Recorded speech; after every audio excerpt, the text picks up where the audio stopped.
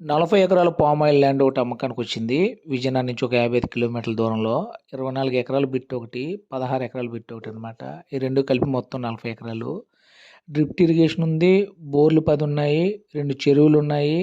ఒకటి అంటే మొక్క వయసు వచ్చేసరికి ఒకటి 10 సంవత్సరాలు ఉంటుంది, ఇంకోటి 10 నుంచి 13 సంవత్సరాలు ఉంటుందండి.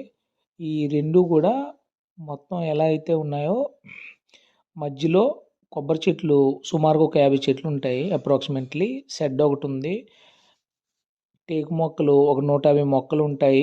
ఆ టేకు మొక్కల్లో చిన్న మొక్కలు 150, పెద్ద మొక్కలు 150 ఉన్నాయండి. అంటే అప్రాక్సిమేట్లీ ఓన్లీ టేకు మొక్కలు ఒక 300 ఉంటాయి. కొబ్బరి చెట్లు ఒక 50 ఉంటాయి. ల్యాండ్ అయితే రోడ్డుకి ఇరువైపులా 2 వైపులా ఉంటుంది.